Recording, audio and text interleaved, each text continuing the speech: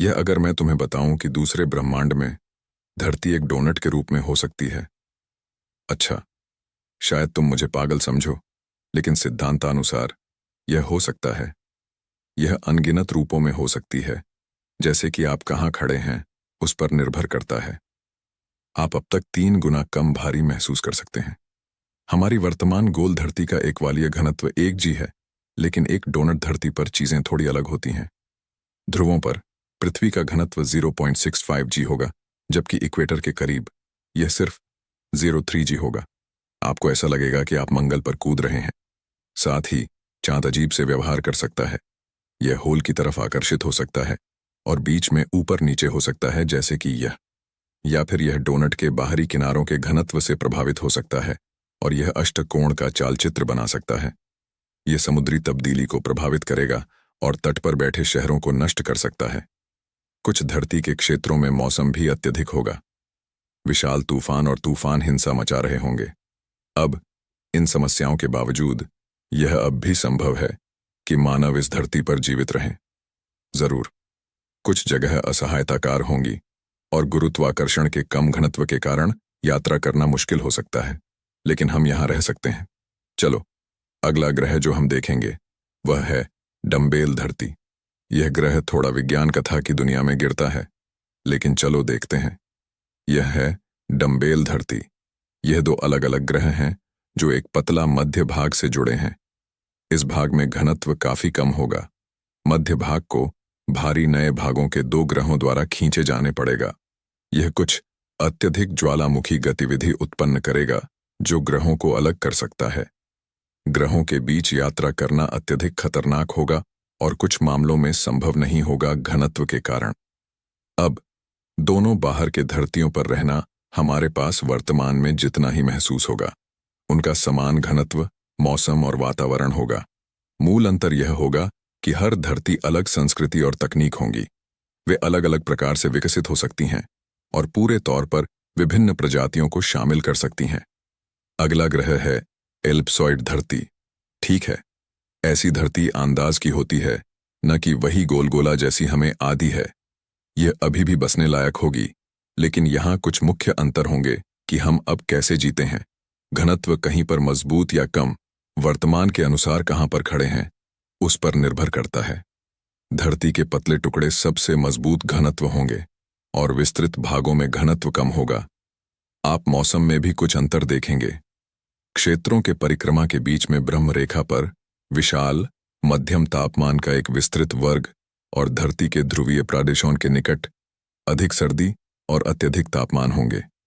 लेकिन अंततः कुछ अंतर के अलावा एक ऐसी पृथ्वी होगी जो मानवों के लिए बहुत आदर्श होगी।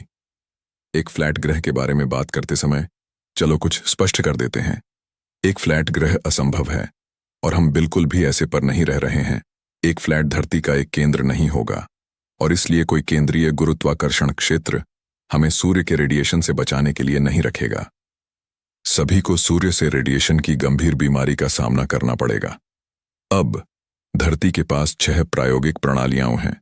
शुभ है कि इनमें से कोई भी अधिक रोमांचक नहीं है, क्योंकि इन प्रकार की धरती पर चलना ऐसा लगेगा जैसे कि आप लगातार एक अत्यधिक टेढ़ी पहाड़ी पर चढ़ रहे हैं। हर प्रणाली के मध्य केंद्र पर घनत्व सबसे मजबूत होगा, इसलिए आप जितना दूर केंद्र से होंगे उतना ही आपको उसका आकर्षण महसूस होगा, लेकिन शायद आपको इसे नोटिस भी नहीं हो। अंत में आपको प्रणालियों के मध्य केंद्र के निकट ही रहने की अनुमति होगी, क्योंकि इस धरती के घनत्व के कारण सभी पानी इस ग्रह के कई केंद्रों में खींचे जाएंगे। किनारे चट्टानों और बंजर होंगे, जिसमें कोई भी प्रकार का जीवन का समर्थन नहीं कर सकता है। यह भी दूसरी प्रणालियों पर यात्रा करने को अत्यंत कठिन या असंभव बना देगा। अलग अलग प्रणालियों पर लोग अलग अलग तरीकों से विकसित होने की संभावना है और हर प्रणाली का अलग जलवा और मौसम होगा। एक प्रणाली जो ज्यादा सूरज नहीं देखती अत्यधिक शीतल हो सकती है, जबकि सूरज ज्यादा देखने वाली प्रणाली काफी अलग दिखेगी। अब इस लिस्ट में देखे गए कुछ पृथ्वी के आकार सिद्धांत के अनुसार संभव हैं, लेकिन एक खाली धरती कुछ भी नहीं है। घनत्व खाली धरती को अपने आप पर धकेल देगा, मूल रूप से एक छोटा गोलाकार बनाकर। लेकिन चलो मान लेते हैं कि यह नहीं होता, तो भी कोई जीव नहीं होगा क्योंकि वहां वातावरण नहीं होगा। हाँ, वहां कोई चुंबकीय क्षेत्र नहीं होगा क्योंकि हमारा केंद्र खाली होगा। कोई चुंबकीय क्षेत्र के अभाव में कोई वातावरण नहीं होगा, और अगर एक वातावरण नहीं होगा तो सूर्य से कई गुणाधिक रेडिएशन की अत्यधिक मात्रा हमें भोजन करने के लिए हो सकती है। और अगर किसी तरह से आप इस ग्रह पर भूमि पर पड़ जाते हैं तो भी आप तुरंत उड़ जाएंगे, क्योंकि खाली धरती का घनत्व इतना कम होगा कि कुछ भी उस पर चिपक नहीं सकता। इस ग्रह के रूप में यह शक्ल थोड़ी बेकार है। ठीक है, इस आखिरी एक के लिए हम थोड़ा धोखा देंगे। जो आप यहां देख रहे हैं उसे एक ऑल्डरसन डिस्क कहते हैं। यह पृथ्वी का डीवीडी संस्करण है, और यह किसी प्रकार के खालिकी धरती के रूप से कम है और अधिक मेगा संरचना है जो संभव है कि बनाया जा सके। लेकिन हमें एक अत्यंत अधिक मात्रा में सामग्री की जरूरत होगी। शायद हमें पृथ्वी, मंगल और कुछ और ग्रहों के पूरे धन को खनित करना पड़ेगा, जिससे उन्हें पूरा तरह से आवास किया जा सके। और यह डिस्क विशाल होगा, अरबों और अरबों की लोगों को रहने की अनुमति देने की क्षमता रखने की। यह 241 मिलियन किलोमीटर चौड़ा होगा। तुलना योग्यता के लिए पृथ्वी का परिधि सिर्फ 40,000 किलोमीटर है, लेकिन इस ऑल्डरसन डिस्क पर रहने वाले लोगों को केवल पट्टी के बीच रहने की अनुमति होगी।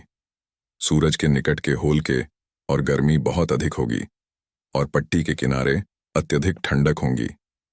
इस मेगा संरचना का एक और बड़ा मुद्दा भी है, क्योंकि यह इतना बड़ा है, इसका यह संभावना है कि डिस्क अपने आप को अंदर खिसक जाएगा और एक काला गड्ढा बना देगा। हाँ, मुझे लगता है कि मुझे यह अब पसंद नहीं आया। शायद इस बजाय के ऐसे मुख्यंतरों के विचार को सोचना, हमें वह सब कुछ कीमती समझना चाहिए जो हमारे पास अभी है। शायद भविष्य में यह सभी तरह के रूपों में विकसित होगा, जैसे कि टाइप 7 सिविलाइजेशन बन जाएगा। खैर, यह सब एक काल्पनिक बात है।